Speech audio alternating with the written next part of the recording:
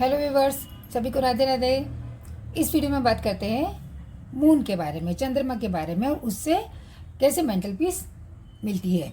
अब चंद्रमा को समझते हैं कि चंद्रमा क्या है। मन है, मन का कारक है, इमोशंस पैदा करता है, इनर पीस लाता है। और यदि मून की पोजीशन कुंडली में अच्छी नहीं है तो मन में अस्थिरता पैदा होती है, मूड स्विंग्स होते हैं, तनाव पैदा होता है, इमोशनल इम्बैलेंस होता है। और यदि मन में शांति नहीं है तो जीवन में सब सुख बेकार है। इसलिए कुंडली में चंद्रमा जहाँ बैठे हैं वहाँ से सभी हाउस में क्या करना है कि चंद्रमा की पावर को बढ़ाया जा सके और अच्छे रिजल्ट जीवन में पाए जा सके। अब सपोज करिए एग्जाम्पल के लिए कुंडली में चंद्रमा बैठे हैं 9th हाउस में, तो 9th हाउस क्या रहता है? ज्ञान का रहता है। और वहाँ आपका चंद्रमा बैठा हुआ है, वहाँ आपका मन बैठा हुआ है। तो यहाँ पे आपका मन आपके धार्मिक कार्य में आप करेंगे, पूजा पाठ करेंगे, उसमें आपका ज़्यादा मन लगेगा, ज़्यादा कंफर्टेबल महसूस करेंगे। धार्मिक कार्य से ही आपको शांति मिलेगी। ये हो गया फर्स्ट हाउस। चंद्रमा जहाँ बैठे हैं वहाँ के उससे ही वही काम करना है आपको। सेकेंड हाउस देखेंगे, चंद्रमा से दूसरा हाउस। अब यहाँ पे 10th हाउस बन रहा है। अब 10th हाउस जो रहता है वो करियर का रहता है, स्टेटस का रहता है, मान सम्मान का रहता है। तो ये सब चीज़ें आप चाहेंगे दिल से कि ये सब चीज़ें हमको मिल जाए, मान सम्मान मिल जाए। आपके प्रोफेशन से, आपके प्रोफेशन के बारे में आप अधिक बात करना चाहेंगे, वहीं आपका उसमें भी उसमें ही आपका मन लगेगा। ये सोचेंगे कि आपको टॉप पोजीशन मिल जाए। और यदि यहाँ पे कोई प्रॉब्लम आ रही है तो यहाँ का हाउस लॉर्ड जो है वो खराब हो सकता है और उस चीज़ में मन आपका विचलित हो सकता है। अब चंद्रमा से तीसरा स्थान, अब यहाँ पे कालपुरुष की कुंडली में ये डिज़ायर हाउस माना जाता है, 11th हाउस।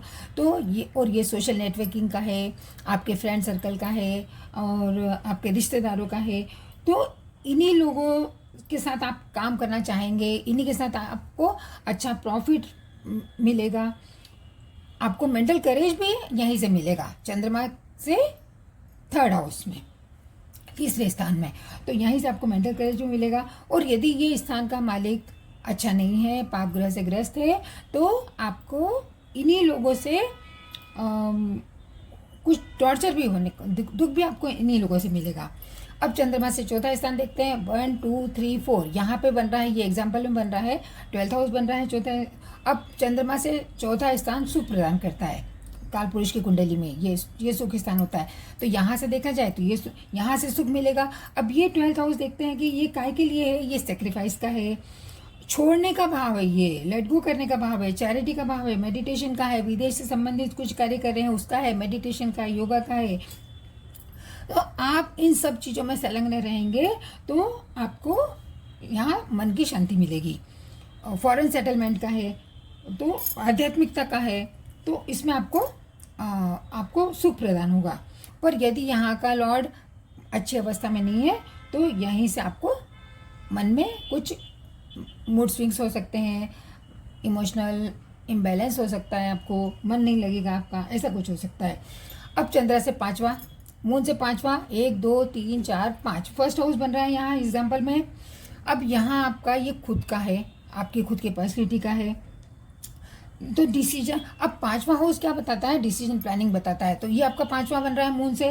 तो यहाँ पे आपके कुछ प्लानिंग करना, कुछ डिसीजन, कुछ मेंटल स्ट्रेंथ आपको बढ़ाने के लिए आपका मन करेगा। और यहाँ के लॉर्ड की स्थिति बहुत अच्छी है तो मेंटल स्ट्रेंथ आपको मिलेगी, आपकी इम्यूनिटी पावर अच्छी होगी। और यदि यहाँ पे पोजीशन अच्छी नहीं है तो कहीं ना कहीं कन्फ्यूजन होगा, आपको जेलसी होगी, गलत आदतें आपको हो सकती हैं, नर्वसनेस हो सकती है, डिप्रेशन आपको हो सकता है, ऐसा आपको देखने को मिल सकता है। अब चंद्रमा से छठा हाउस देखते हैं, 1 2 3 4 5 6 छठा हाउस, 9th पोजीशन में यदि चंद्रमा है तो छठा हाउस बन रहा है चंद्रमा से, आपका 2nd हाउस बन रहा है। अब 2nd हाउस रहता है वो कुटुंब का रहता है। तो आपको चैलेंजेस आएंगे कहाँ से? आपके परिवार से, या फिर कोई छठा हाउस वैसे भी रोग का रहता है, रोग रिपुर का रहता है।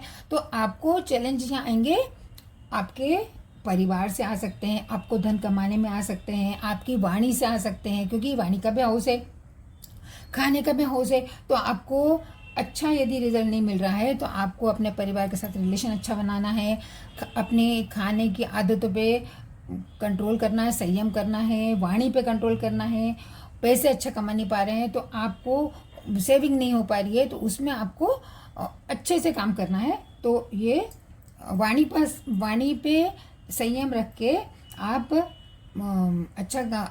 इस हाउस को अच्छा कर सकते हैं और खाने की हैबिट्स को अच्छा करके आप इस हाउस को अच्छा कर सकते हैं। अब चंद्रमा से 7वां, 1 2 3 4 5 6 7 एकदम 180 डिग्री से पड़ रहा है। अब ये आपका यहाँ की पोजीशन से पराक्रम हाउस बन रहा है। तो पराक्रम हाउस में क्या करना है, ये हिम्मत का हाउस है, बैलेंस बनाने का हाउस है। तो अच्छी कंपेटेबिलिटी के साथ में आपको इसके गुण अपनाने पड़ेंगे। ये यहाँ पे आपको लग रहा है कि ये अब थर्ड हाउस का रहता है, आपकी नेटवर्किंग का भी रहता है, आपकी मेहनत का रहता है, आपकी राइटिंग का रहता है, आपकी कोशिश प्रयास उन सब का रहता है। तो आपको ये सब काम करने पड़ेंगे तो आपको आपके मन की शांति आपको यहाँ मिलेगी और इस चंद्रमा का आप पूरा फ़ायदा उठा सकते हैं। अब चंद्रमा से 8वां आपका यहाँ 4th हाउस पड़ेगा। देखो 1 2 3 4 5 6 7 8। अब 8वां हाउस, वैसे भी कुंडली में 8वां हाउस लॉसेस का माना गया है, मृत्यु का है, रहस्य का है, सडन लॉस हो सकता है कुछ भी। तो चंद्रमा से 8वां हाउस अच्छा नहीं माना गया। तो 8वें हाउस से संबंधित आपको कुछ खोने का, कुछ लॉस होने का, ऐसा आपको मन में हमेशा चिंता रहेगी, भय रहेगा। इस तरह की चिंताएं आपको सता सकती हैं। अब चंद्रमा से 9वां हाउस यहाँ पड़ रहा है इस पोजीशन के हिसाब से 1 2 3 4 5 6 7 8 9, 5वां हाउस पड़ रहा है। तो 5वें हाउस में क्या लग रहा है आपको कि ये आपका अब 9वां है। एक्चुअली कुंडली में 9th हाउस जो रहता है वो भाग्य भाव रहता है। तो यहाँ से आप काम करेंगे तो आपको ऐसा लगेगा कि मेरा भाग्य बढ़ाने के लिए आप सोचेंगे।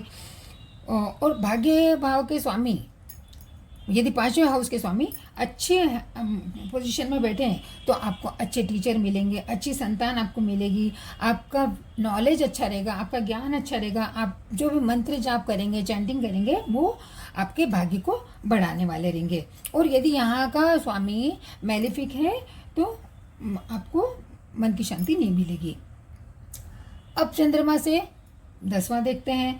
तो 10वां भाव क्या रहता है, करियर का रहता है। तो और यहाँ पे बन रहा है आपका 6ठा हाउस बन रहा है 10वां। तो यहाँ पे आपका मन लगेगा। अब 6th हाउस जो रहता है वो सेवा का भी रहता है। तो आपका सेवा करने में ज़्यादा मन लगेगा और वहाँ सेवा करने से ही आपको आपके मन को शांति मिलेगी। लोगों का भला कैसे करें उसमें आपको शांति मिलेगी। अब चंद्रमा से 11वां हाउस, 11वां हाउस 7th बन रहा है आपका यहाँ पे। एक्चुअली जो 11वां हाउस रहता है वो डिज़ायर का रहता है। तो आपकी डिज़ायर फुलफिल किससे होगी, आपके स्पाउस से होगी, आपके पार्टनर से होगी, लाइफ पार्टनर से होगी, बिजनेस पार्टनर से हो सकती है। विदेश यात्राओं को भी बताता है, बिजनेस अच्छा कैसे करें वो। तो आपकी डिज़ायर ये सब रहेंगी और वही सब अच्छा करने में आपके मन को शांति मिलेगी। और यदि यहाँ का लॉर्ड जो है वो अच्छी पोजीशन में नहीं बैठा है तो आपको फ्रूटफुल रिजल्ट कब मिलेंगे। अब चंद्रमा से 12वीं पोजीशन, यहाँ पूरे काउंट करेंगे तो 12वीं आती है। और 12वीं पोजीशन क्या रहती है, व्यय की रहती है। तो यहाँ पे आपका सारा खर्चा होता हुआ दिख रहा है। कुछ ना कुछ अनसर्टेनिटी देखने को आपको मिल सकती है, कोई परेशानी आपको, कोई चैलेंजेस आपको देखने को मिल सकते हैं। तो इस प्रकार आप अपनी कुंडली में, आपकी कुंडली में चंद्रमा कहाँ बैठे हुए हैं पोजीशन देख के आप उस हाउस को, उस हाउस की एनर्जी को बढ़ा सकते हैं। कुछ उपाय हैं, जैसे चंद्रमा किसी की पोजीशन में, किसी की कुंडली में अच्छी पोजीशन में नहीं बैठा है, कोई लो एनर्जी फील होती है, तो आप ओम चंद्राय नमः का 108 बार जाप कर सकते हैं। शिवलिंग पे दूध पानी का अभिषेक कर सकते हैं। चांदी की अंगूठी पहन सकते हैं, चांदी के ग्लास से पानी पीजिए तो ये आपको अच्छे रिजल्ट देने लग जाएगा। और वीडियो अच्छा लगा हो तो लाइक करें, कमेंट करें, चैनल को सब्सक्राइब करें। Thanks for watching. Radhe Radhe.